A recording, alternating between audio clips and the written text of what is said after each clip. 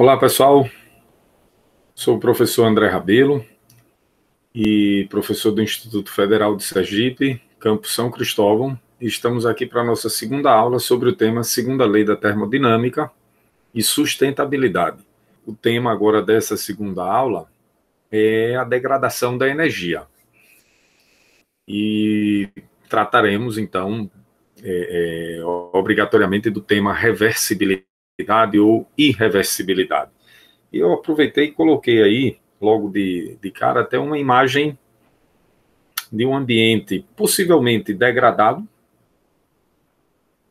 Suponhamos um ambiente que pode ter havido um deslizamento de terra. Deslizou a terra por ali, ou então o ambiente foi soterrado, ou até pior, uma situação pior, o ambiente foi totalmente preenchido pela lava de um vulcão. E, posteriormente, né, isso aqui, as comunidades pioneiras, é uma sucessão ecológica, né? Você tem um ambiente retornando, de certa forma, a uma configuração não idêntica à anterior, mas à comunidade clímax, né, que se forma nesse ambiente. Justamente isso parece um pouco contraditório com a ideia de degradação. O ambiente foi degradado e se recuperou naturalmente. Como isso, né? Então, vamos analisar ao longo dessa aula de hoje, beleza? Eu começo, pessoal, com uma notícia da termoelétrica, né, construída aqui em Sergipe. Termoelétrica Porto Sergipe. E aí uma notícia, né, eu recortei para a gente analisar um pouquinho as informações nela contidas. Segundo o diretor de operação da Celsi, Ronan Dias, a Porto de Sergipe possui uma tecnologia mais moderna. Embora essa tecnologia de ciclo combinado já esteja disponível no país, essa é uma usina superior a outras. Enquanto as melhores usinas de ciclo combinado existem com uma eficiência de 55%, esta aqui terá uma eficiência de 62,5%. Isso faz com que se produza mais energia com uma quantidade menor de gás, no caso de combustível, né? Esse é o uso racional do recurso, o que também preserva as condições ambientais com baixas emissões de poluentes. Recentemente eu acessei essa imagem, né, agora mês de abril de 2021 mesmo, imagem bonita da termoelétrica, né? Porto Sergipe, beleza? Para dois dados, né, que eu destaquei aqui em vermelho, tecnologia de ciclo combinado, isso será um dos temas da nossa terceira aula. Como é isso, né? Como é que funciona uma termoelétrica de ciclo combinado, cuja eficiência é maior, chegando aí a uma eficiência de 62,5%. E aí eu pergunto, eficiência de 62,5%? Isso é bom? É pouco? Imagine você ser aprovado sempre com média 6,25, né? De 10 corresponderia a 62,5%, né? Imaginem. Sua vida escolar toda, média do aluno, 6,25. É motivo para festejar. A gente vai se sentir o máximo quando outros ali possivelmente foram aprovados com 9, 9,5, 10. 10 é bem difícil, né? Então, é, é uma, é uma média, assim, digamos, louvável para ser notícia, digamos assim, o cara destacar ali como notícia, né? Que a termoelétrica Porto de Sergipe tem um rendimento, uma eficiência de 62,5%. Eu já vi em outras notícias até 64%. Não sei se era o projeto inicial. Acabou que agora reduziram aí um pouquinho para 62,5%. Bem, pessoal, em se tratando de máquina térmica, é um rendimento muito bom. É ótimo. Tranquilo? Não é um rendimento baixo, não, para máquina térmica.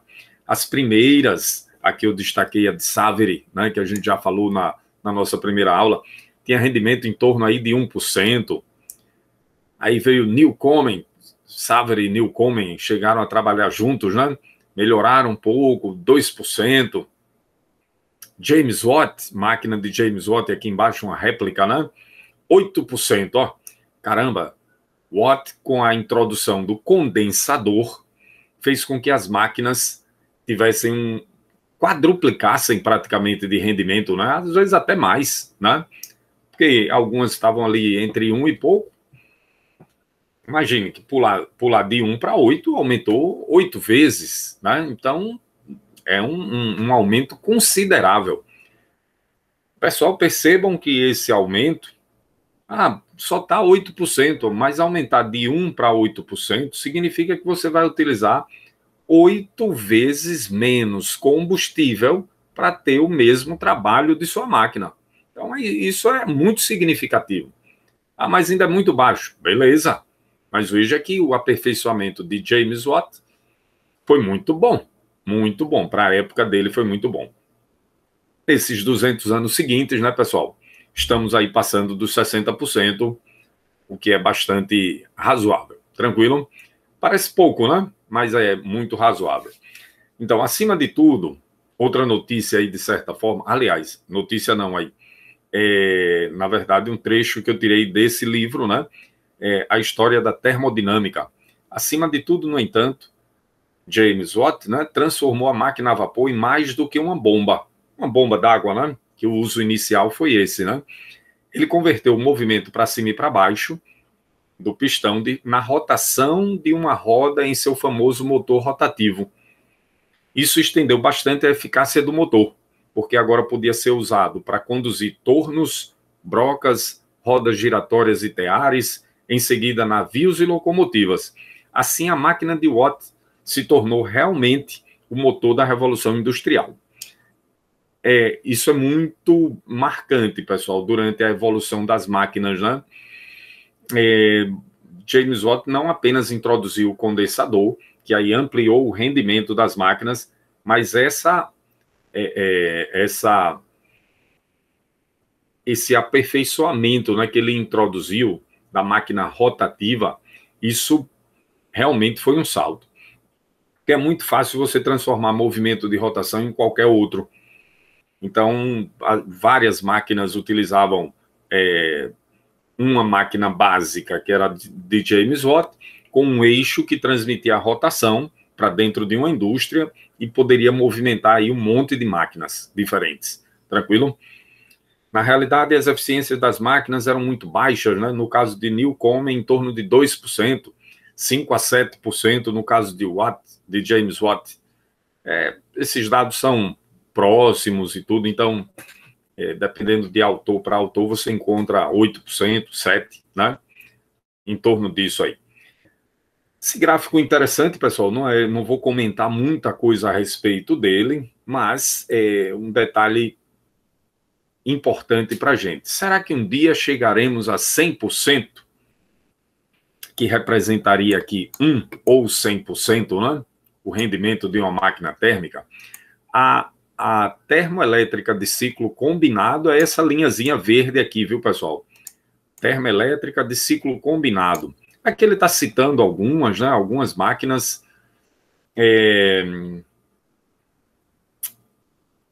Um detalhe importante é que esse rendimento aqui ele está em função da temperatura da fonte quente.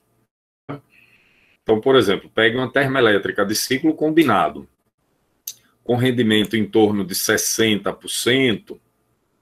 Caramba, é porque a fonte quente dela está trabalhando perto dos 1.400 graus Celsius, que é a termoelétrica Porto de Sergipe, né? 62,5%. Então, esperamos termoelétrica de ciclo combinado, com rendimento perto de 60%, temperatura da fonte quente em torno de 1.400 graus Celsius. Quente pra caramba, né? Pergunta é, será que um dia chegaremos a 100%? Carnot responderia, não, isso é impossível. Responderia em bom francês, né? Quem foi esse tal de Carnot? Pessoal, Carnot é o da linha azul aqui, ó. Perceba que acima dele não tem ninguém, né? Acima do rendimento de Carnot, não. Então, Carnot é imbatível? É por aí, tranquilo? Então, Carnot foi um engenheiro francês, viveu aí, Nicolas Léonard Sadi Carnot, viveu aí no século XIX, né? Morreu jovem, bem jovem, 38 anos aproximadamente, né? Ele morreu, aliás, 36 anos, perdão. Carnot contraiu na época de uma pandemia também, estamos vivendo uma, né? Na época de uma pandemia, ele contraiu peste negra e morreu. Inclusive, muitos dos estudos de Carnot, posteriores a uma obra que a gente vai comentar, a obra que ele escreveu, sobre o funcionamento das máquinas térmicas, né? Muitos escritos dele foram queimados, porque era a tradição na época, né? Uma pessoa tinha contraído ali a peste negra, queimava tudo dele, tudo que ele tinha tocado e tudo, tocavam fogo para tentar minimizar o contágio, né? Então, formado na Escola Politécnica de Paris, determinou o ciclo que forneceria o máximo rendimento que se pode obter de uma máquina térmica, que opera entre duas fontes de calor de temperaturas T1, temperatura da fonte quente, T2, temperatura da fonte fria. Daí o Carnot, o livro, a capa do livro que ele escreveu, né? Reflexões sobre a potência motriz do fogo. O Carnot, digamos, né? Eu botei aí como sonho da máquina perfeita, né? Nem a perfeição, pessoal, garante 100%. Então, na verdade, Carnot analisou o funcionamento das máquinas, né? E como obter potência ali do fogo. E chegou na máquina que teria o rendimento melhor possível. Melhor possível. Sonho, entre aspas, de uma máquina perfeita, porque essa é a que forneceria o maior rendimento. Beleza? Mas o que Carnot, a conclusão a que Carnot chegou é que nem essa máquina, que seria uma máquina perfeita, porque foi uma máquina idealizada, nem ela teria rendimento de 100%. Isso é que é um detalhe interessante. Caramba, nem o ideal é 100%? Pois é. Então vamos entender o que é isso aí, né? Pessoal, toda máquina térmica, né, ela opera ciclicamente entre uma fonte quente e uma fonte fria. O motor aqui, representado pelo motor, recebe calor de uma fonte quente, realiza trabalho para a gente, mas inevitavelmente perde calor para uma fonte fria. Ao realizar uma transformação cíclica, né? Tem aqui um diagrama pressão-volume, né? Ao realizar uma transformação cíclica que fornece trabalho, é inevitável, pessoal, perder calor. Inevitável. Não tem como sair de um ponto e voltar para esse mesmo ponto, no sentido horário, né? Máquina térmica que fornece trabalho, ela tem um ciclo horário. Não tem como sair de um ponto e voltar para o mesmo ponto sem perder calor. Não tem como. Ora, você pode receber calor, mas você tem que rejeitar também. A única maneira de não rejeitar era você, por exemplo, mas aí também a troca de calor seria zero, o trabalho também seria zero. Seria você sair de um ponto para o outro e voltar exatamente pelo mesmo caminho, mas o trabalho total fornecido, né, visto aí nas aulas de termodinâmica, né, é igual à área desse grafo. Se a área fosse zero, por exemplo, eu saio de um ponto, vou para o outro e volto pelo mesmo caminho. Trabalho que eu forneci, zero. E o sistema forneceu, zero. Calor trocado, no fim das contas, zero.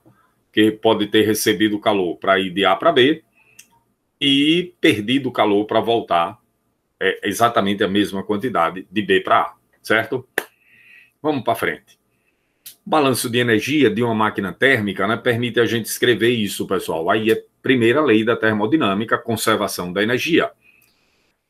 Como a máquina térmica, o motor, ele não muda o seu estado, ou seja, ele retorna à sua condição inicial depois da realização de um ciclo, a gente pode dizer que, como ele não acumula energia nenhuma, a energia que entra nele é igual à energia que sai.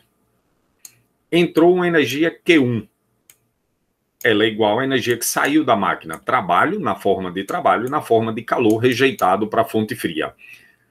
Todo mundo deve lembrar nesse momento que a máquina de Newcomen, por exemplo, ela, ao entrar vapor no cilindro, o cilindro tinha que ser depois resfriado para o vapor perder pressão. Nisso, o vapor também perdia calor. Se não resfriasse, pessoal, a máquina trabalharia? Não. Poderia ter trabalhado, dado só um impulso. Elevado uma determinada massa de água, né, de uma vez, mas ia parar ali. Se esse vapor não perder calor, ele também não perde pressão. Como entraria no cilindro mais uma nova remessa de água para ser bombeada novamente? Só o vapor perdendo pressão. Para perder pressão, tinha que perder calor. Tranquilo? Então a máquina perdia calor, sim. A máquina de Newcomen, todas elas, né, perdem calor. Então, analisando aqui, eu posso isolar o trabalho, né? O trabalho é a diferença entre o calor recebido e o calor rejeitado. Um balanço, simplesmente, né? O que é que eu aproveito, né? O trabalho. Ele é igual ao quê? O calor recebido menos o que foi perdido de calor. Tranquilo? Rendimento, que é a energia útil sobre a energia total. Trabalho sobre Q1.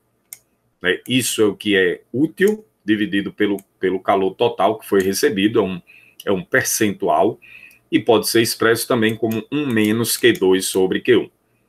Então, imaginando aqui uma conta muito rápida, né? Imagine que uma máquina receba 1000 joules de calor, aproveite 400 joules e rejeite 600. Então, ela teria 400 de 1000 de aproveitamento, aproveitou 400 de 1000, teria um rendimento de 40%.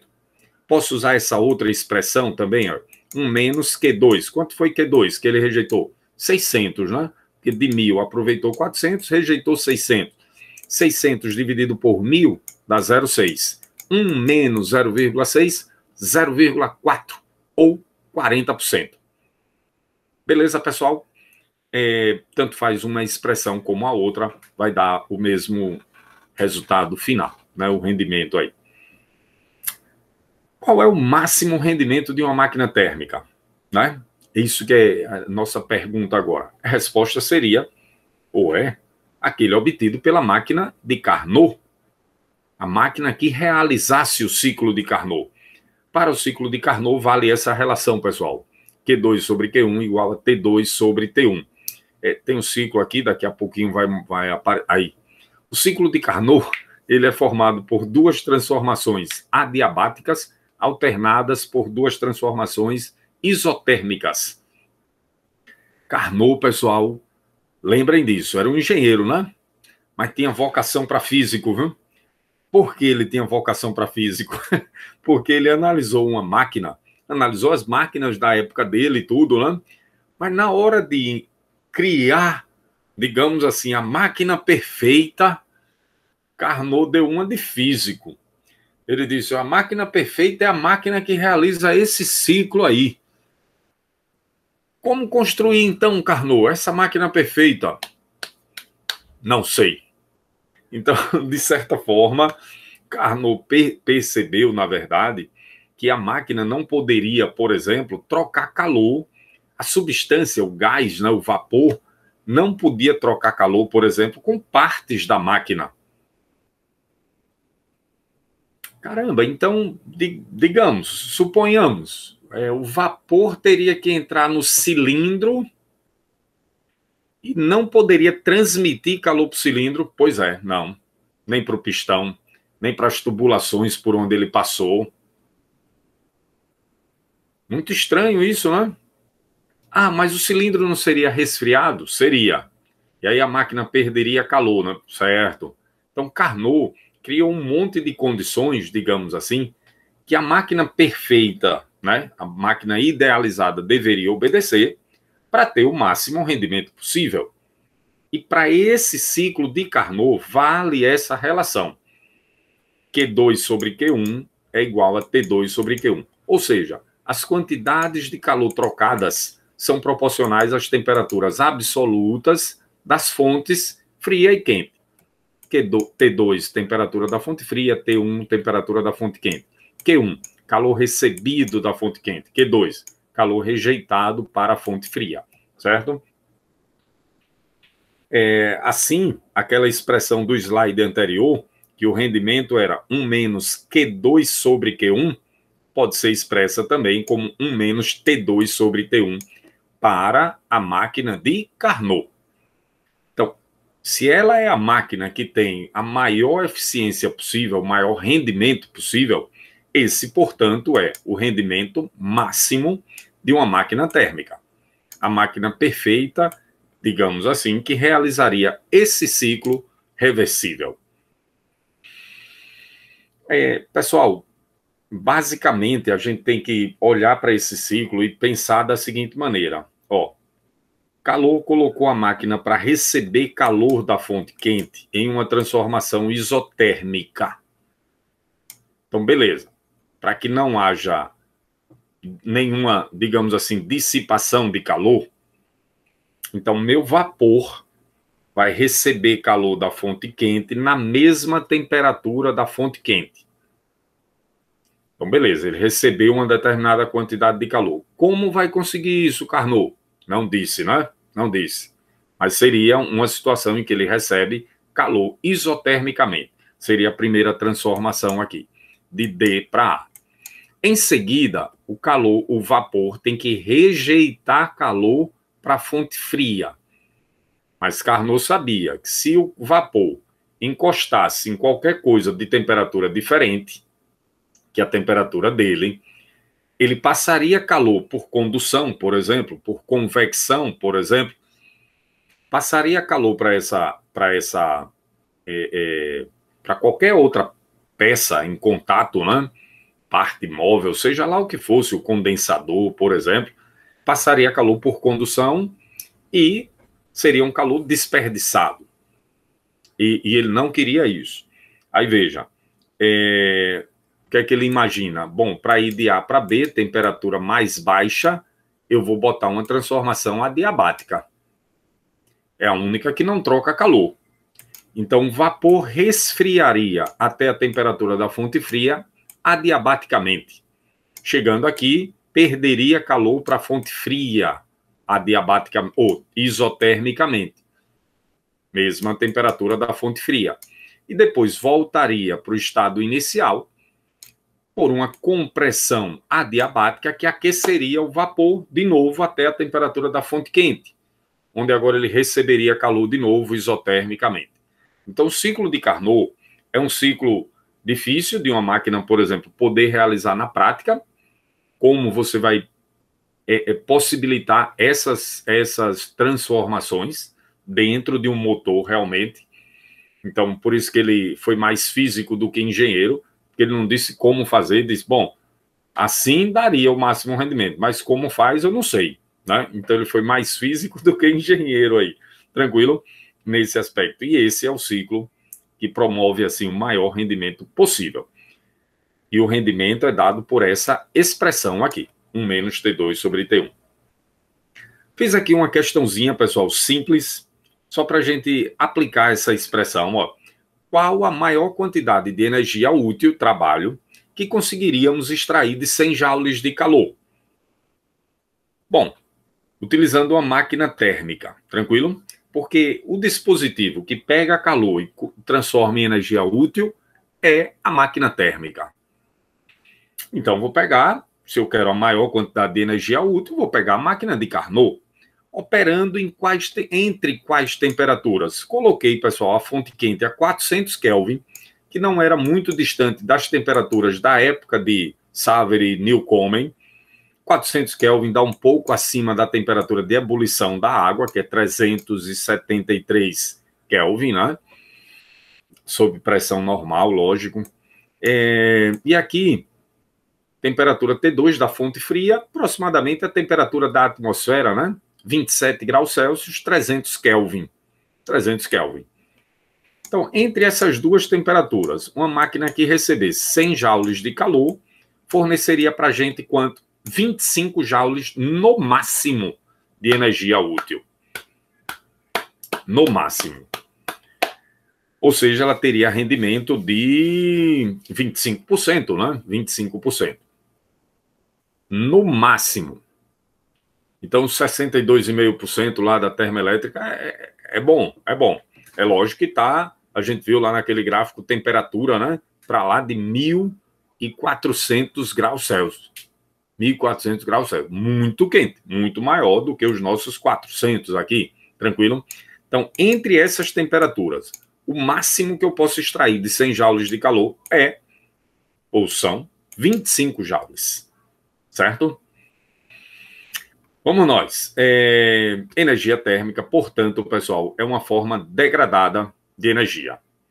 Carnot não tinha percebido, né, ou seus estudos se perderam no fogo, né, devido à peste negra que adquirira, essa implicação do seu ciclo. Carnot não tinha percebido, né, que energia térmica é uma forma degradada de energia. Aliás, na época de Carnot, o livro que ele escreveu, ainda a teoria vigente, ele estava numa época de transição ali, a teoria vigente ainda afirmava que o calor era um líquido. Aliás, era um fluido, né? Era um fluido, perdão, líquido não, era um fluido, chamado calórico. Ele ainda era dessa época, então estava na transição ali, calor, forma de energia, em trânsito, né? Ou era um fluido invisível, quase que imponderável, coisa do tipo, né? Então ainda imaginava que era um fluido. Então, dificilmente ele teria chegado a essa conclusão, ou se chegou depois um pouquinho, né, da publicação do livro, ninguém tomou esse conhecimento, tomou conhecimento, não. Então, embora a energia, pessoal, se conserve, sempre a energia se conserva, ela também se degrada. É outra característica da energia. A energia vai se degradando, tranquilo? Isso é a segunda lei da termodinâmica, de certa forma, em poucas palavras, né? Um enunciado de Kelvin Planck da segunda lei é assim: é impossível construir um dispositivo que, operando ciclicamente entre duas fontes de calor, converta integralmente a quantidade de calor recebida em trabalho mecânico. Ou seja, rendimento 100% é impossível. Por quê? É impossível, e dá para afirmar isso com certeza a partir do ciclo de Carnot. Porque o ciclo de Carnot é o que provê o máximo rendimento. Se é o máximo e nunca chega a 100%, é impossível construir um dispositivo que converta 100% da energia recebida na forma de calor em trabalho. Esse é o enunciado da segunda lei. Está aí o Kelvin, né, e o Planck aqui ao lado do Albert Einstein, né? Einstein não tem nada a ver com essa lei. Esse é um dos enunciados aí da segunda lei da termodinâmica. Tem mais que um, né?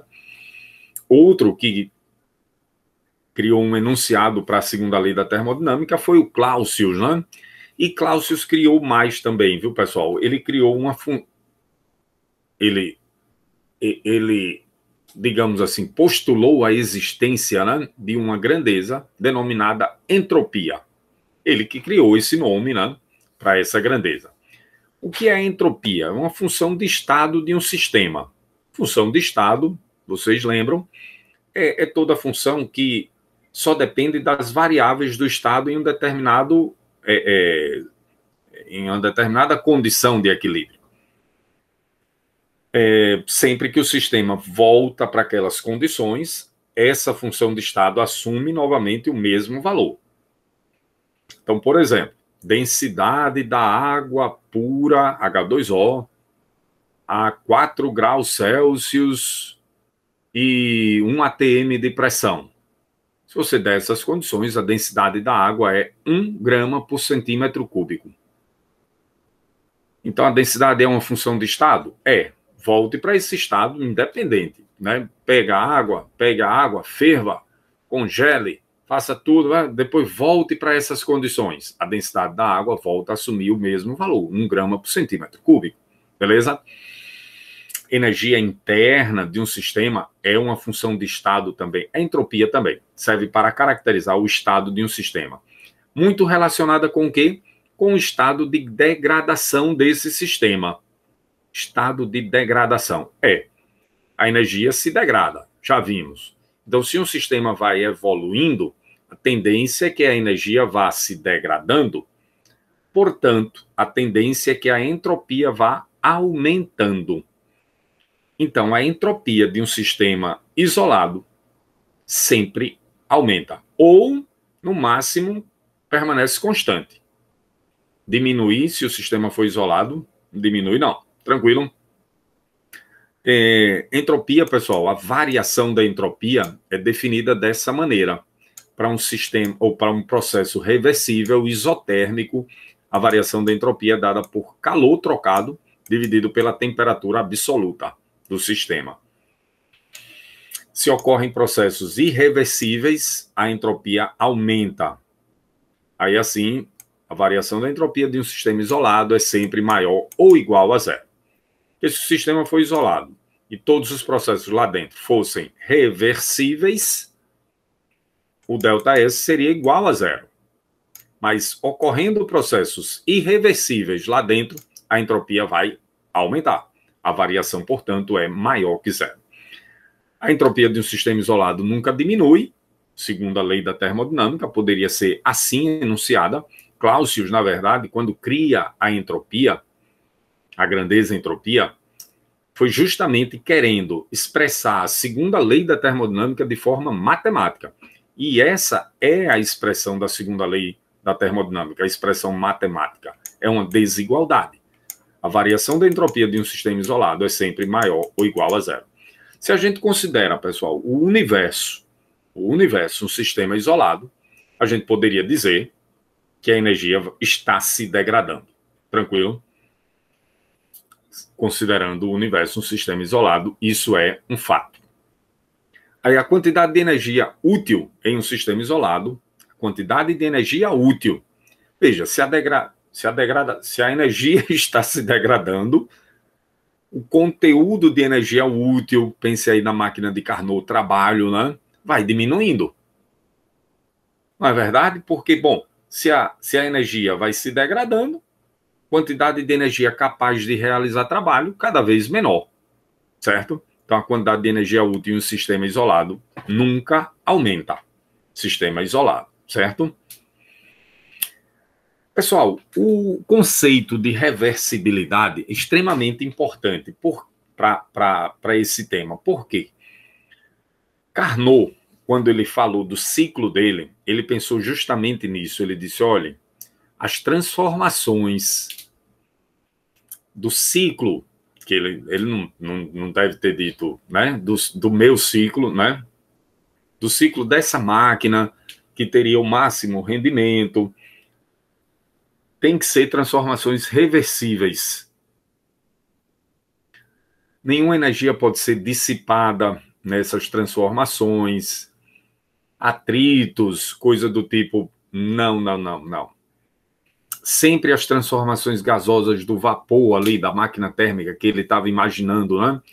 Seriam transformações muito lentas, chamadas de transformações quase estáticas, o sistema sempre muito próximo da condição de equilíbrio, variando muito lentamente ali, para que dê para considerar o vapor sempre um sistema em equilíbrio, e você consiga traçar aquelas curvas e elas representem o que está acontecendo dentro da máquina. Dentro da máquina, pessoal, quando o vapor entra para empurrar o pistão, não tem equilíbrio ali, pessoal. Não tem, está muito distante de uma condição de equilíbrio. É vapor sendo pressionado pelo restante do vapor que está na caldeira, né? Para dentro de um cilindro que está frio, aí o vapor já condensa.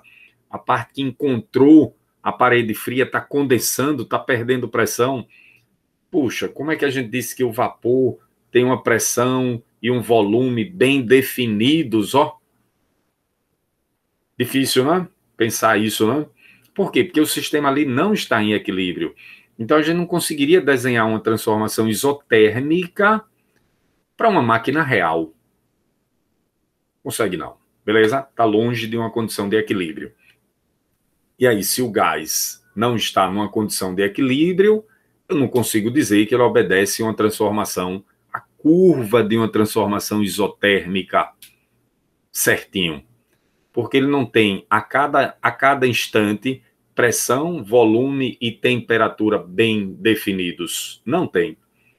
Beleza? Mas aí vamos analisar. Reversibilidade, um conceito muito importante nesse contexto da termodinâmica. Ó, eu peguei uma situação mecânica, pessoal, por achar mais simples para a gente analisar. Veja bem, bolinha A é abandonada, lá do ponto mais alto. Desce, colide com a bolinha B idêntica. A bolinha B sobe a rampa, desce, colide com a bolinha A, que retorna exatamente à sua posição inicial. E assim continua indefinidamente. Bate, a bolinha B idêntica sobe até a mesma altura que A foi abandonada, depois B desce, colide elasticamente com A, que sobe de novo até a mesma posição. E isso vai se repetir indefinidamente. Pois bem, sob que condições isso ocorreria, não é, pessoal? Sob que condições? Podia ter atrito? Podia ter resistência do ar? A colisão podia ser parcialmente elástica? Ou teria que ser elástica realmente, né? Perfeitamente elástica? Né? Teria que ser perfeitamente elástica, não podia ter atrito, não podia ter resistência do ar, nada. Pelo menos, em hipótese, podemos imaginar, né? Uma situação dessa, né? E aí eu pergunto, ó, nessas condições, digamos que a bolinha já está aí batendo, subindo, batendo, subindo, descendo, repetindo esse processo indefinidamente, alguém liga uma câmera e filma. Pega o celular e pá, filma essa bolinha para lá e para cá. Então, nessas condições, se filmássemos esse processo e depois passássemos o filme de trás para frente, conseguiríamos perceber que o filme está voltando? Será que conseguiríamos? Um filme voltando. Não é o início não, viu, pessoal? Pense aí, a bolinha já está aí batendo há 10 minutos, você chegou, viu o sistema e diz, ah, rapaz, que interessante, vou filmar. Beleza, você filmou a bolinha A descendo, batendo na B, subindo, B desce, sobe. Mas se você, tipo assim, a bolinha B descendo, batendo em A, o filme voltando, não poderia parecer que é de fato a bolinha B descendo, ao invés do filme voltando, com a bolinha subindo? É indiferente, pessoal. Então, esse processo seria, assim, um processo reversível. Então, a gente não conseguiria perceber que o filme está voltando e o processo seria reversível. Agora, irreversibilidade. Cuidado que a figura é a mesma, mas já mudou o slide, viu, pessoal? A bolinha A é abandonada, desce, colide com a bolinha B idêntica. A bolinha B sobe a rampa, desce, colide com A, que não retorna mais à sua posição inicial. Sobe menos, desce novamente, colide com B, outra vez, sobe cada vez menos, até que acabam em repouso na parte horizontal. Beleza? Naturalmente, é ou não é isso que acontece? É isso que acontece em geral. Em geral, não. Eu diria sempre. Se você botar duas bolinhas numa rampa, né? Canaletazinha aí, esperar um tempinho, sem nenhuma mágica, né? Não. Sem, sem nada oculto aí, simplesmente duas bolinhas colidindo, elas vão acabar parando aí na parte mais baixa. Beleza? Nessas condições, se a gente filmasse o processo e depois passasse o filme de trás para frente, perceberíamos ou não que o filme está voltando? É evidente que agora, sim. Por que, pessoal, a gente perceberia? Porque a gente jamais veria duas bolinhas paradas na parte mais baixa da figura aqui, né? As duas bolinhas aqui já. E do nada, as bolinhas começarem a se mover. Uma colide com a outra. Tá. Aí B sobe um pouquinho. Aí depois B desce. Pá, bate em A que sobe mais. Caramba, bate em B que sobe mais. E, paralelamente, a gente, se fosse muito atento mesmo, muito atento, ficasse olhando assim, conseguisse ver, digamos que fosse uma câmera de infravermelho, ao mesmo tempo a gente pudesse ver que as bolinhas estavam resfriando ligeiramente, ó, tirando a energia térmica delas e da canaleta, possivelmente, e do ar ao redor, tudo resfriando ligeiramente e as bolinhas ganhando movimento e ganhando cada vez mais energia mecânica. Caramba, a gente ficaria impressionado com um negócio desse. Com certeza, né? A gente ia dizer, rapaz, esse filme está voltando. Esse filme está indo de trás para frente. Porque isso jamais acontece. Tranquilo? Mas não pode dar uma mãozinha, não? Para o sistema voltar para a condição inicial, ué? Pega a bolinha lá embaixo. Ou seja, esse processo não poderia ser invertido, não? Tipo assim, pegar a bolinha vermelha lá embaixo, leva ela lá para cima, sobe a escadinha, solta a bolinha e tudo volta ao normal de novo? Perceba, pessoal, voltaria a acontecer de novo. Mas o sistema não voltou à mesma condição inicial por conta própria, por si só. Digamos, aproveitando, como eu disse anteriormente, se você considerar a rampa também como parte do seu sistema, né? Digamos que seja no vácuo. Então você teria que considerar a rampa, e aí a rampa ir resfriando e voltando ao normal, as bolinhas também resfriando ligeiramente e voltando a adquirir movimento, né? E não dessa forma que alguém vai lá, pega a bolinha vermelha, leva lá para cima de novo e solta. Aí não. Aí é contar com a ajuda da vizinhança. Então o processo não é reversível. Tranquilo? No primeiro caso, pessoal, em que não há dissipações, temos a seguinte sequência de transformações de energia. Praticamente só energia mecânica, né, pessoal? Potencial gravitacional, vai se transformar em cinética, colisão como elástica, tem ligeiramente ali energia potencial elástica, né? Volta a ser cinética, que volta a ser potencial gravitacional e assim por diante.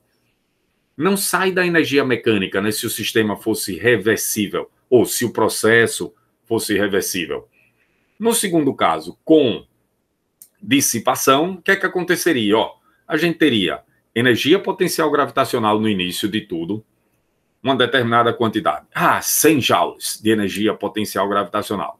Só que quando ela desce, ela já vai perdendo energia potencial gravitacional, que vai se transformar em cinética, mas não é 100%. Uma parte dela vai se transformando em energia térmica, pessoal, que é essa parte laranjinha que eu estou tentando representar aqui. O conteúdo de energia do nosso sistema não vai diminuir. Continua nos 100 joules, mas a parte de energia mecânica vai diminuindo, e quando as bolinhas param, lá embaixo, repouso, na parte mais baixa, a energia mecânica é nula. Zero. Todos os 100 joules estão na forma de quê? Energia térmica. Tranquilo? É isso que acontece. No primeiro caso, sem dissipação, a energia mecânica se converte de um tipo em outro indefinidamente. O processo é reversível. No segundo caso, com dissipação, parte da energia mecânica vai se convertendo em energia térmica. Isso torna o processo irreversível. Irreversível. Opa, surgiu uma dúvida aí, ó. E o que é que isso tem a ver com a segunda lei da termodinâmica, com o tal do ciclo de Carnot, de máquina térmica? Tem tudo a ver, pessoal, mas vamos pedir ajuda aqui aos universitários, ao mestre, olha lá. Ora, se parte da energia, no caso com atrito, se dissipa sob a forma de calor, no máximo, pessoal, se fôssemos muito engenhosos, né, conseguiríamos recuperar apenas parte dessa energia dissipada. Mesmo que a gente utilizasse uma máquina de Carnot, viu? Mesmo que a gente utilizasse Carnot. Aí é que entra o Carnot. Utilizando uma máquina térmica. Por quê, pessoal? Sempre que você pega energia térmica e transforma em energia útil, é uma máquina térmica que está por trás disso. Tranquilo? Assim, é impossível o sistema voltar à condição inicial sem uma ajuda externa. O processo, portanto, é irreversível. Tranquilo? Então, voltando, né? Perdeu energia na forma térmica, né? A rampa esquentou, as bolinhas estão um pouquinho mais quentes. Opa, vamos aproveitar essa energia térmica, utilizar uma máquina de Carnot e dar um pontapé de novo na bolinha para ela subir, na bolinha vermelha, para o sistema voltar para a condição inicial. Pessoal, mesmo que a gente usasse a máquina de Carnot, ela só forneceria dos 100 joules de energia uma parte. Nunca é 100%. Então, o sistema, por si só, jamais voltaria à sua condição inicial. A energia se dissipou sob a forma de calor, acabou-se. É uma energia degradada, pessoal. Clareou. Tranquilo? Então, agora entendi porque o ciclo de Carnot é irrealizável na prática. Por que mesmo? Porque todas as transformações termodinâmicas do ciclo de Carnot eram, por definição, reversíveis. E Carnot sabia que isso era uma idealização. Não era uma coisa para ser realizada na prática. Lógico que os engenheiros podem correr atrás disso. Esse é o objetivo, né? Chegar num rendimento próximo do da máquina de Carnot para as temperaturas de operação da sua máquina. Então, Carnot é extremamente importante porque ele dá o limite superior. Caramba, minha meta é chegar ali, ó, no rendimento de Carnot. Estou chegando em 62%. O rendimento de Carnot para essa máquina daria ali 80%. Caramba! Tá bom, tá bom. Se Carnot está dizendo que é 80, você está com 62, muito bom. E na época das máquinas pioneiras, né, 1% de rendimento. Vergonhoso, né? Mas caramba, era a tecnologia da época, né? Os engenheiros ali fizeram, como se diz, tiraram leite de pedra, né? Também. Mas lógico que as máquinas eram, né, comparadas com as de hoje, eram muito deficientes, né? Então, pessoal, pense em algum processo do dia a dia que seja reversível, né? Um aluno já me respondeu o seguinte: o gelo, professor, que ele pode descongelar e a água depois pode voltar a ser gelo. Pessoal, não é isso, não é isso. Um processo ser reversível seria, por exemplo, você pegar uma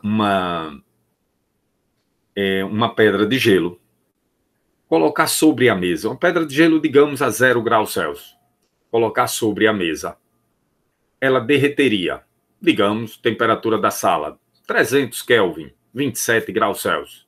Então, colocou ali em cima de um prato e a pedra de gelo iria derreter.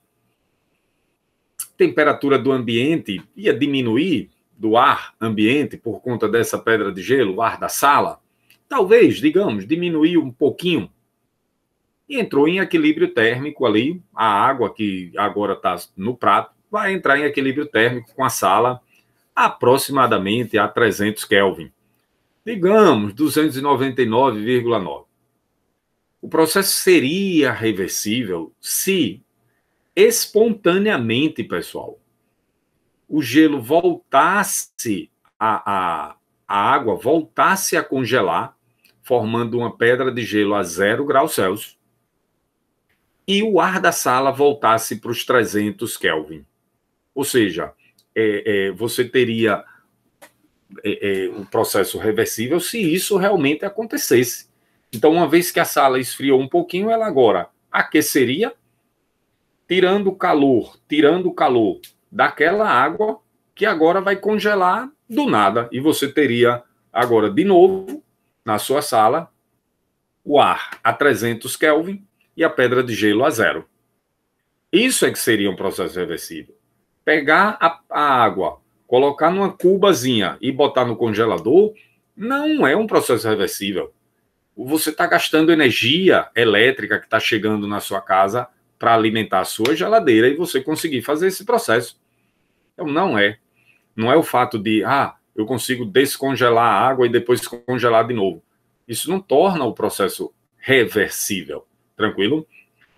Não é isso. Reversível seria ele voltar à condição inicial sem nenhuma interferência externa. Não pode ter aquela ajudinha, não, viu? Tranquilo? Então, pense, exija mais do seu cérebro, né? Fique pensando, chame os colegas para pensar se existe algum processo natural, reversível. Você vai chegar a essa conclusão, pessoal. Os processos naturais são irreversíveis. Não existe processo natural reversível. Tranquilo?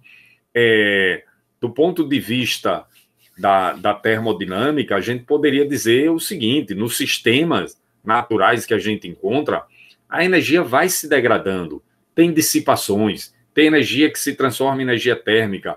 Uma lâmpada que funciona, ela esquenta, aí esse calor se dissipa, dá para aproveitar todo o calor e converter de novo em energia elétrica? Não, não dá, não é possível. Então, os processos naturais são irreversíveis. Aí, agora, voltando para o nosso tema sustentabilidade, depois de ter passeado aí pelo Carnot, pela reversibilidade e irreversibilidade, vamos analisar alguns sistemas do nosso cotidiano, digamos assim. Essa sucessão ecológica, né, que estava lá no início da nossa apresentação de hoje, parece contrariar o que acabou de ser afirmado. Por que parece contrariar? Porque parece que a energia, se a gente imaginar um ambiente como esse, só pedra, areia, pedra, por aí vai. E depois um sistema como esse, a gente diria, caramba, aqui tem mais energia útil do que antes. Esse sistema está menos degradado do que esse. A entropia nesse sistema foi diminuindo, porque a utilidade dele aumentou. Ora, parece, né, uma sucessão ecológica. Todo mundo já deve ter analisado e visto isso em biologia, por exemplo. Se não viram, vão ver. Tranquilo? Lá em ecologia, isso é um processo natural, digamos assim, que aconteceria em uma terra que foi, digamos, eu citei no início, né? Imagine que houve uma montanha, a gente vê isso às vezes na época das chuvas aqui no Brasil, né? Uma encosta que desmorona. Então você tem terra invadindo ali completamente uma região. E eu digo terra mesmo, viu, pessoal? Lama, não necessariamente solo. Ou seja, às vezes pedra revirada, tudo, o solo foi completamente soterrado, né? E depois você tem aquele ambiente se restabelecendo de alguma maneira, né? Ficando próximo de uma condição, imagine que isso tenha acontecido numa região de Mata Atlântica, que não seja tão habitada, você vai ter depois um ambiente parecido com aquele, sei lá, 10 anos depois, por exemplo. Tranquilo? É isso que eu estou querendo dizer. Então, essa sucessão parece contrariar o que acabou de ser afirmado. Parece que o processo está sendo reversível, né? E não irreversível. Parece também que a quantidade de energia útil aumentou, como eu já comentei, e que a entropia desse sistema diminuiu. Vamos lá. Tudo isso pode ser verdade, mas tal sistema não é isolado. Prestem atenção a esse detalhe, né? Ele vai armazenando energia útil em compostos químicos a partir da energia solar e de outros compostos químicos de menor conteúdo energético. Gás carbônico, por exemplo, né? CO2, água. Se a Terra fosse estéril como Marte, a energia solar incidente faria apenas a entropia do planeta aumentar. Detalhezinho importante, né, pessoal? Imagine o planeta Marte, uma Terra marciana, recebe calor do Sol. Está recebendo. Aí, variação da entropia, lembram? Calor sobre temperatura absoluta. Calor recebido positivo, então teria um ΔS positivo necessariamente. Temperatura absoluta também, sempre um número positivo. Pois bem, mas ali, naquele sistema, né, parece que a coisa não está... A entropia parece que não está aumentando, não. Tem mais utilidade uma floresta em pé do que uma terra devastada, né? Só pedra e lama e terra. Mas aqui na Terra, pessoal, possui água. Aqui, né? A Terra possui água. Tectônica de placas. As marés. A atmosfera. Aqui há gases estufa, que mantém a temperatura à noite. muito próxima, né? Tem uma redução mais próxima da temperatura durante o dia. E aqui na Terra tem seres vivos que colocam muitas notas e ritmos à marcha da degradação, né? A energia se degrada, pessoal. Mas esses sistemas que existem aqui na Terra vamos imaginar simplesmente a hidrosfera, né? Simplesmente a hidrosfera. Aí vou pegar também de carona aí a tectônica de placas. Por quê? Porque a tectônica de placas faz com que os continentes, em algumas regiões, fiquem mais altos. As cordilheiras, né? Por exemplo, Cordilheira dos Andes aqui na América do Sul, né? Placas que colidem e vão formando uma cadeia de montanhas e várias outras no planeta, o Himalaia assim também. Pois bem, essa altura, junto com a hidrosfera, água que evapora dos oceanos e de repente chove na montanha, já coloca um sistema aí com energia útil, energia mecânica. Ou seja, energia térmica do Sol evaporou a água dos oceanos. A água vai para a atmosfera, chove. Chove em locais que podem ser mais altos. Opa, a água pode ficar acumulada em um local mais alto. Opa, eu já tenho energia mecânica. Coisa que em Marte, se você ou em um deserto aqui na Terra, você não imagina, né? A não ser pela ação dos ventos também, porque o Sol, a energia térmica, vai gerar na atmosfera ventos. Opa, energia mecânica de novo. Tá? Então, veja, aqui na Terra tem alguns sistemas que fazem com que a energia térmica possa ser convertida em algo útil. Em algo útil. E a graça maior, pessoal, sem dúvida nenhuma, é colocada aí pelos seres vivos, né? Seres vivos. Aí eu coloquei uma animação aí do mar, né? As ondas, por exemplo, energia mecânica também das ondas, né? Que inclusive pode ser utilizada, né? Energia, tem algumas usinas, né, que utilizam a energia das ondas, a energia das marés, né? E por aí vai. Tranquilo? Os seres fotossintetizantes aproveitam a luz do sol para armazenar energia útil em compostos químicos, sustentando assim uma complexa teia de vida aqui no nosso planeta. O vermelhinho aqui, pessoal, do tudo isso pode ser verdade, é porque isso depende do sistema, viu, pessoal? Por isso que eu coloquei esse pode aqui. Ou seja, quando você analisa a sucessão ecológica ali, não saia dizendo de cara que, ó, tá vendo aí que a energia não se degrada. Calma, pessoal, calma, calma. Se você olhar todos os, digamos assim, todos os atores que participam daquela reação, levar em conta, ó, água que a planta precisou para fazer fotossíntese, botar tudo isso na conta, né, no balanço aí. A água, a atmosfera, o gás carbônico, tudo. O vapor d'água que a planta emite para a atmosfera depois, a radiação que a própria planta emite também, a energia que chega do sol é absorvida, mas a planta também emite. Se você contabilizar tudo isso, a entropia vai ter aumentado. Não tem a menor dúvida. A entropia, num sistema isolado, se você considerar o sistema aí, está chegando energia. Então, e a energia se degrada nos processos naturais. Então, não tem jeito. A entropia vai aumentar. Tranquilo? Só que esse detalhe é bastante interessante, né? O Sol fornece energia para os produtores. Aí eu estou falando principalmente, pessoal, dos fotossintetizantes, né? A gente sabe que tem seres que criam, seres autótrofos, né? São as plantas, por exemplo, que realizam...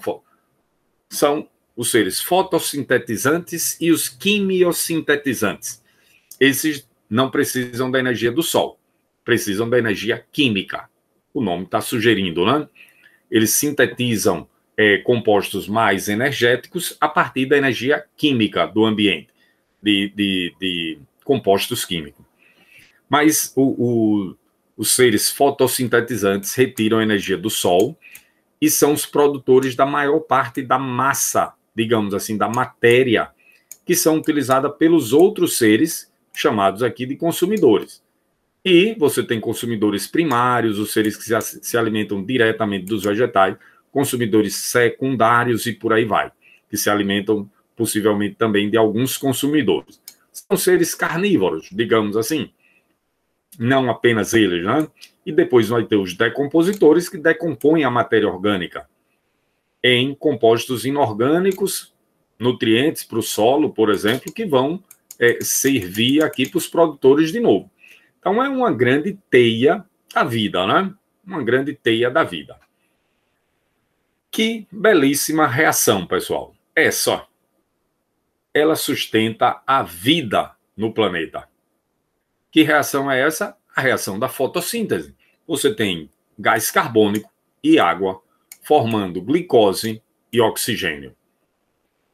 Interessante. Observem esse ΔH aqui, é a entalpia da reação. Positivo.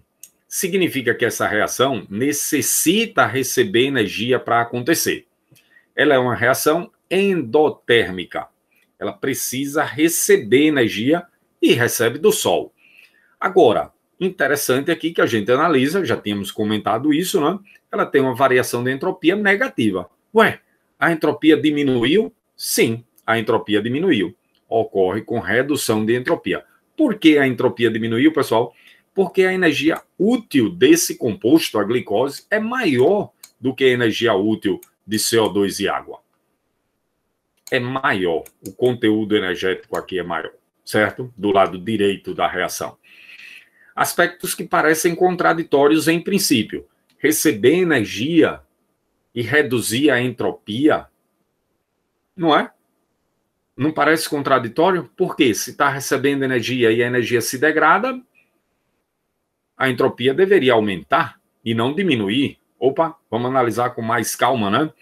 Então, a energia é proveniente do Sol, tudo bem, isso explica que a reação precisa de energia para acontecer, né?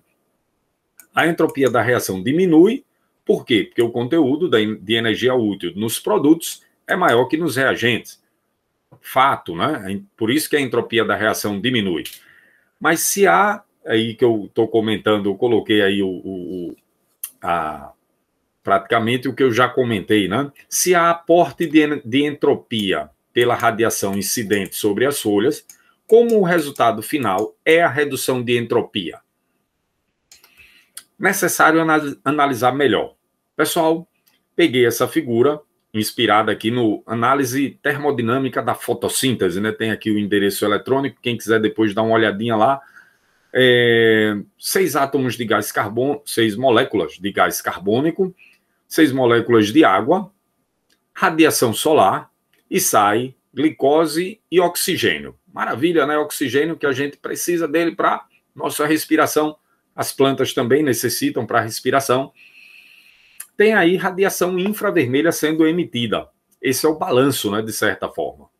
Ó, um detalhe importante que não aparece aqui, pessoal, na estequiometria, né, no balanço estequiométrico da fotossíntese, é essa quantidade de água aqui.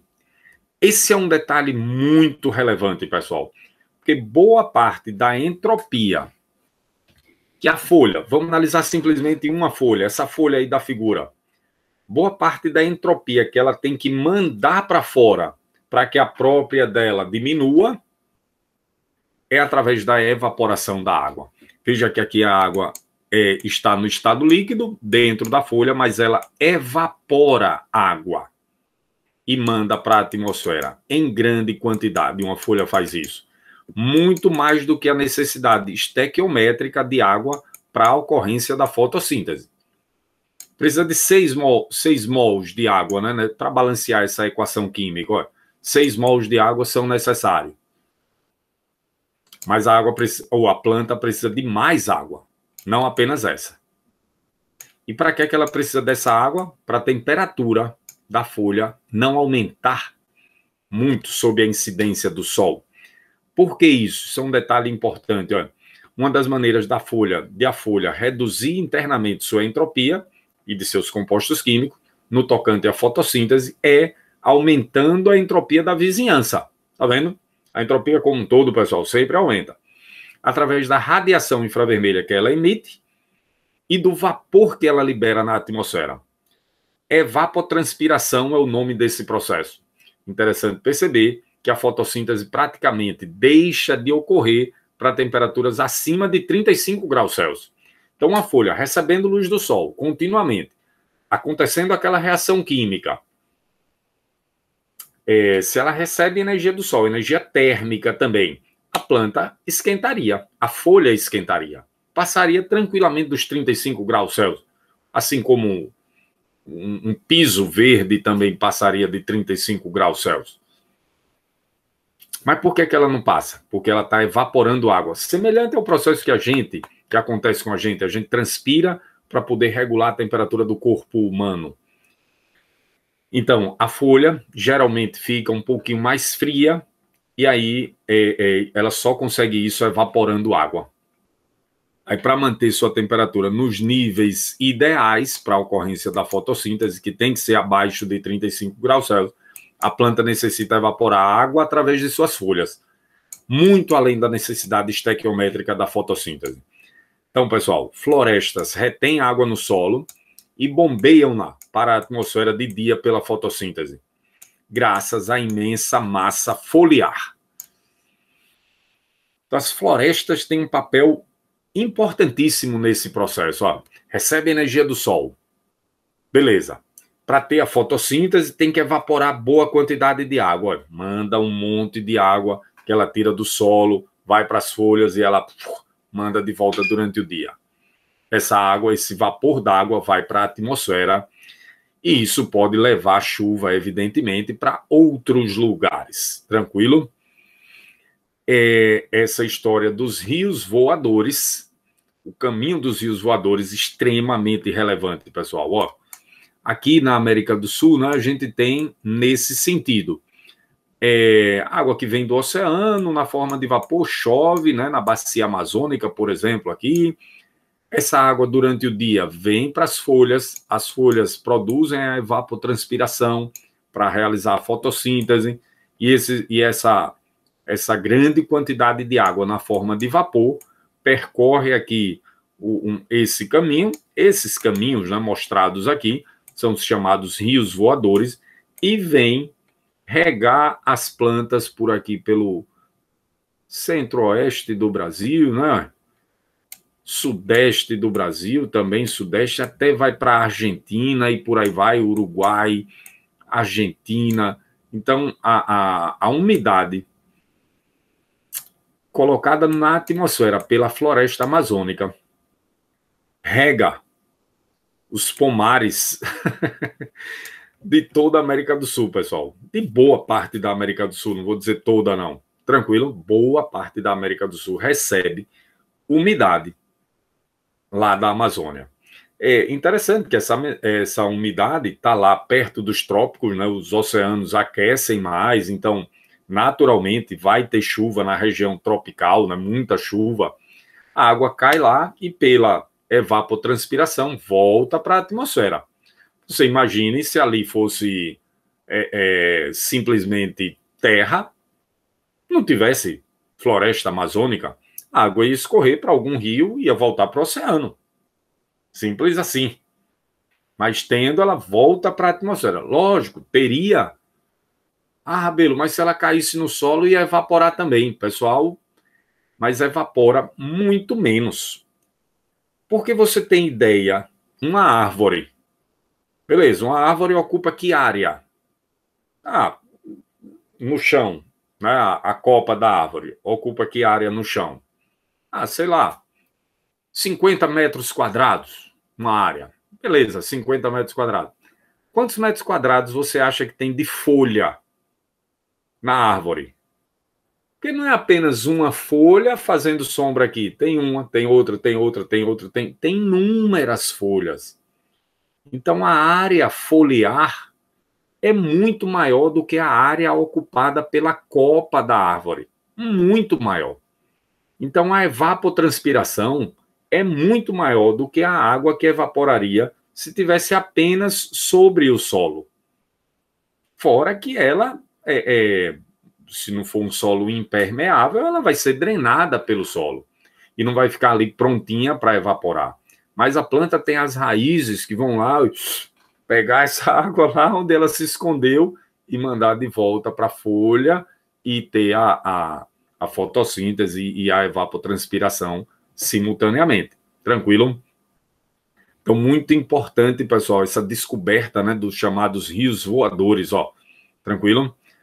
Opa, surgiu alguma dúvida aí? Mas, Rabelo, e trocar verde por verde? Não daria no mesmo? Por exemplo, plantar milho, plantar trigo, plantar soja, você vê as espécies, né, digamos assim, mais adaptadas ao clima, ao terreno e por aí vai. Vamos plantar agricultura. Não vai ser verde por verde? Lucraríamos com a venda da madeira. Opa, rapaz, sujeito inteligente. E aumentaríamos nossa produção agrícola. Verdade, né? Mas vamos analisar direitinho, né? Vamos consultar aí os livros, as nossas teorias, né? Então, pessoal, as culturas agrícolas, ó, não possuem ao longo do ano a mesma cobertura verde que uma floresta tropical. Lembrem, as florestas tropicais, pessoal, não tem aquela perda de folhas, não tem, como algumas florestas têm, né, de clima temperado, frio. Floresta tropical, não, é verde o ano todo, Qual é a cultura que fica com a terra verdinha o ano todo? Com a mesma massa foliar que uma floresta tropical? Aí, meu amigo, é imbatível, né? Aí é imbatível. Não tem cultura com tanta massa verde, digamos assim, massa foliar, né? Então o solo ficaria, principalmente em algumas épocas do ano, troca de safra, muito mais exposto e mais seco, necessariamente, né? Não tem como. Então não podemos nem tocar, nem explorar as florestas. Talvez o melhor fosse exatamente isso, mas podemos sim, né? As reservas extrativistas, por exemplo, está na lei, né? Permitem o uso sustentável da floresta, mantendo ela em pé, tranquilo? Mas existe possibilidade de uso. Botei aí essa frase, pessoal. Será que Deus é brasileiro, rapaz? Até parece, viu, pessoal? Nesse aspecto até parece, né? Muito embora não tenha nação, né, pessoal? Seria melhor sempre pensarmos dessa maneira. Veja bem, esses sistemas do clima, né? O sistema eólico, por exemplo, o grande sistema eólico da Terra, ele vai falar, eu não vou me deter à explicação disso aqui, coloquei apenas para vocês observarem. Essa é uma área que recebe maior incidência da luz do Sol. Então, grande evaporação aqui. Isso é uma região de baixa pressão. Por quê? Porque o Sol aquece o continente, as águas dos oceanos, e elas sobem. Então, perto da superfície da Terra, você tem uma região de baixa pressão, porque o movimento do ar é ascendente. Então, cria uma região de baixa pressão para onde, digamos assim, vem o ar das vizinhanças, né? Então, vem para cá. E esse sentido aqui é determinado pela força de Coriolis, já vi várias pronúncias, viu? Perdão aí. Aqui é uma região de alta subtropical. Aqui outra região de alta subtropical. Essas regiões de alta pressão. Pessoal, em geral, essas regiões de alta pressão, porque aí observe, ó, a água, ou melhor, o ar ascendente carregado do vapor, quando atinge a grandes altitudes, se resfria e condensa, e tem chuva. Então, aqui é a região que tem mais chuva no planeta, essa daqui, né? Região equatorial. A pluviosidade média é alta, né? Aqui. Aí você tem, beleza. Aí o ar vem para cá, esse movimento do ar atmosférico é para cá, chega nessa região seco. Essa região de alta subtropical é a região onde você tem os maiores desertos no planeta Terra. Aqui outra região também de muitos desertos. Aí porque esse avança para cá perto da baixa equatorial. Aí tem outros efeitos, pessoal. Corrente fria marítima que passa por aqui, baixa evaporação, então não chove tanto. Então tem região de deserto por aqui também. Cordilheira dos Andes aqui também. Por que que não tem, então, deserto aqui no Brasil, né? Se ele está numa região que poderia ter deserto, deveria, pelo menos, ó, a baixa ou a alta subtropical aqui passa por uma parte pelo Brasil. Por que é que aqui não tem deserto, então? Qual a explicação? Os rios voadores. Ajudado por quem?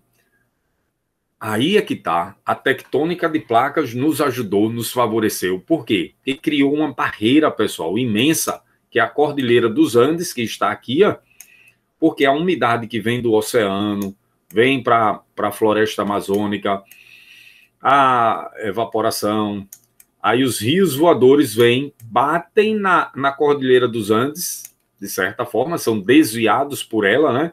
E eles percorrem aqui toda a América do Sul, vem para cá. Então, só não existe, de certa forma, deserto aqui na região do sudeste brasileiro, centro-oeste, por aí vai, por conta da Amazônia e da Cordilheira dos Andes. Esses dois fatores.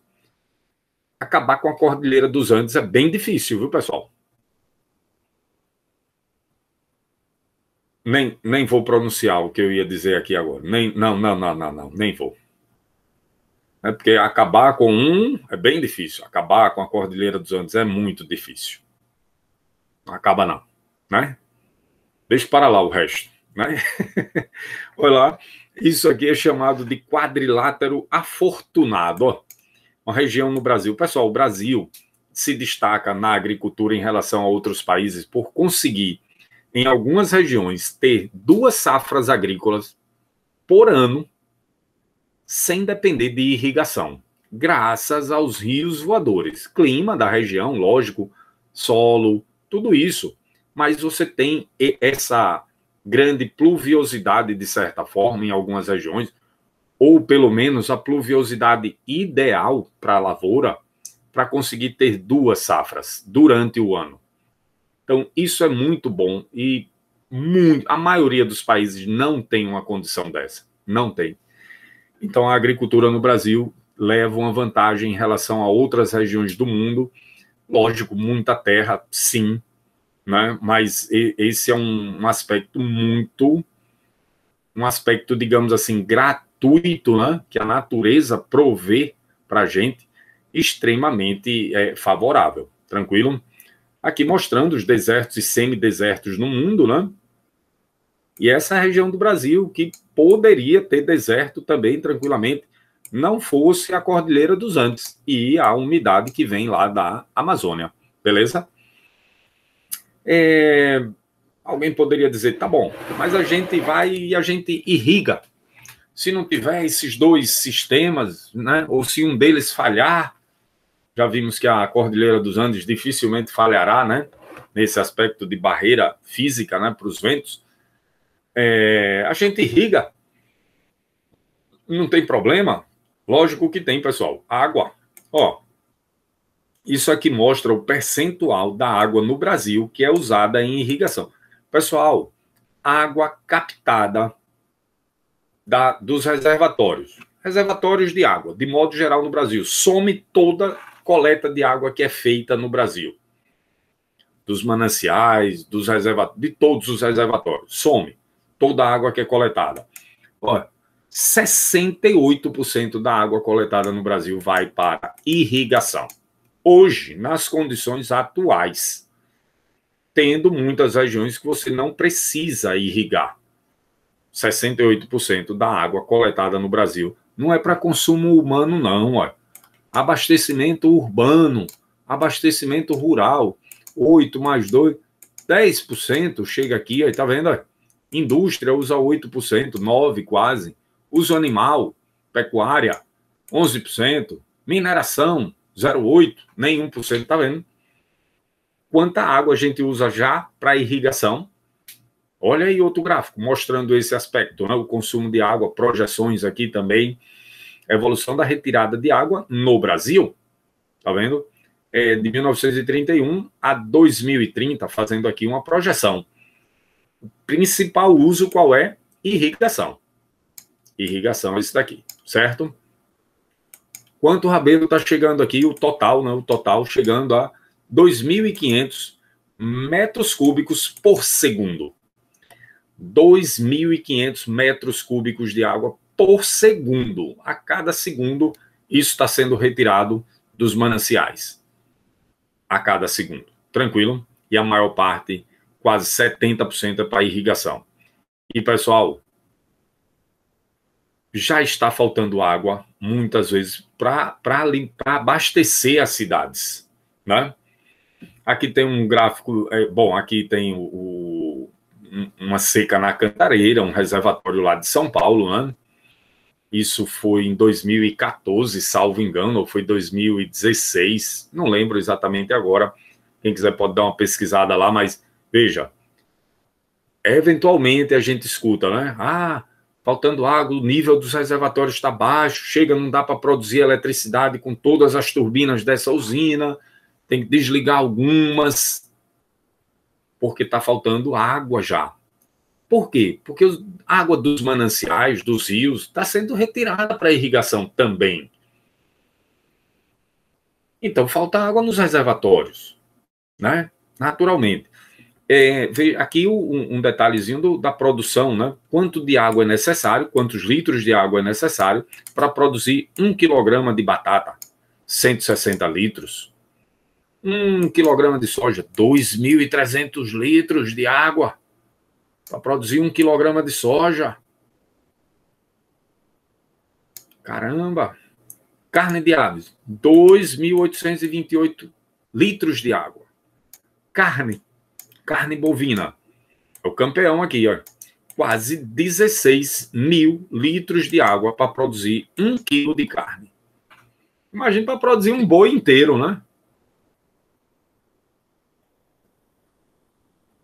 É grave, pessoal, a situação, né? Dependemos da água, né? E não podemos simplesmente pegar a água que a gente tem nos reservatórios e vamos irrigar. Já está faltando. Já está faltando. Regeneração natural sem manejo, pessoal. Aí eu peguei um textozinho do portal da Embrapa, né? Mostrando como você pode recuperar, por exemplo, uma terra degradada, né?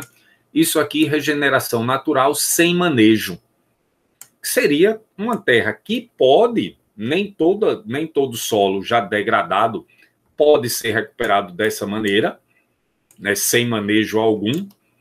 Isso depende das condições da vizinhança, se tem aves, se tem animais que podem ir lá meio que semear a terra, né? Algumas condições permitem uma regeneração natural sem manejo de uma terra degradada. Aí, situação da área na implantação, resultados esperados em 2 anos, resultados esperados em 10 anos para você recuperar uma área. Caramba, 10 anos, às vezes a barriga fala mais rápido, né, do que isso, né? Precisa produzir, né, alimentos, seja lá o que for, uma terra que está degradada, por exemplo. Aqui o cronograma para a recuperação de uma pastagem degradada, mediante reconstituição da fertilidade do solo. Interessante, aí a atividade, né? E você começa. Terra, um pasto está degradado, vamos recuperar.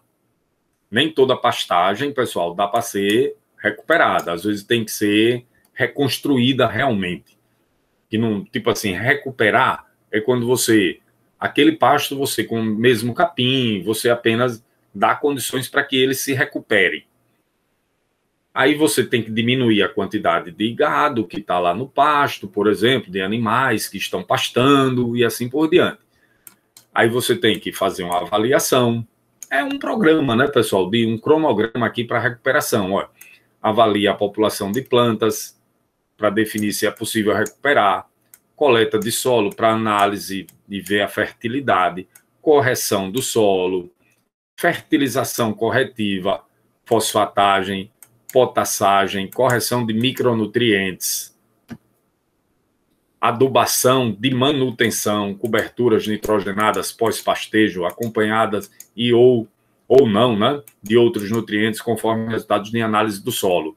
Tem que ficar, pessoal, acompanhando isso 2, 3 anos, 4 anos, para você voltar a ter uma produtividade que você tinha no início. Por quê? O que seria o solo degradado, né? Seria um solo que produz, você tem pastagem lá, o animal se alimenta, não engorda, a produtividade de leite cai drasticamente. Aí você diz, caramba, está se alimentando, tem capim, mas é porque o solo está degradado. Não está mais fornecendo a mesma quantidade de nutrientes.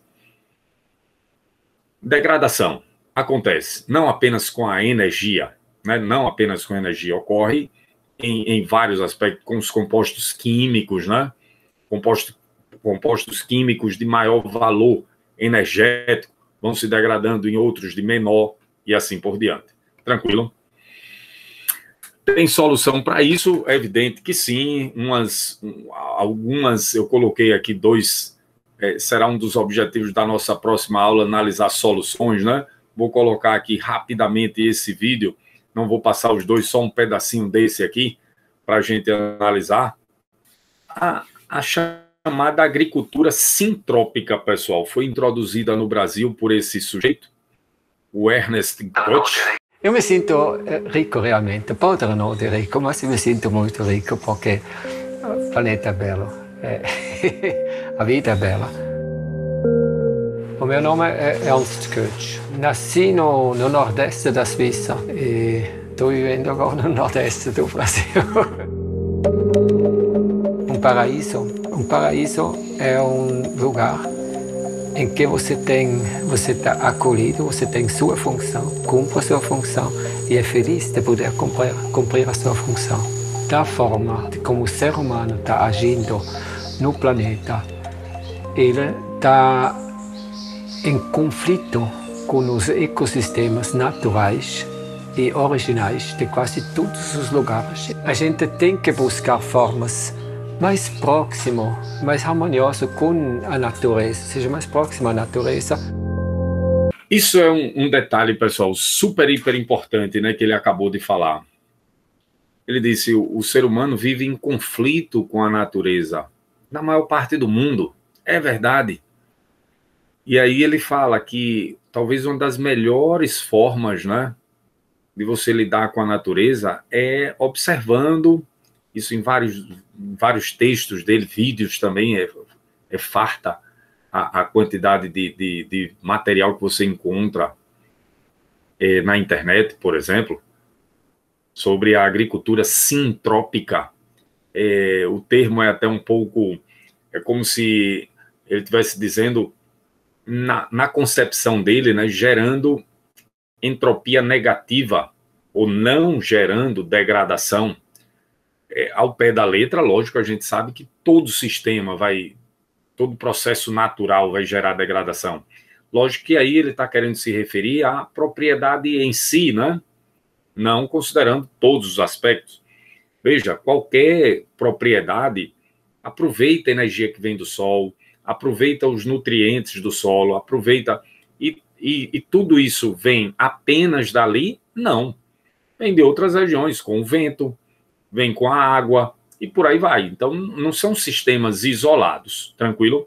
É esse aspecto que eu estou querendo chamar a atenção.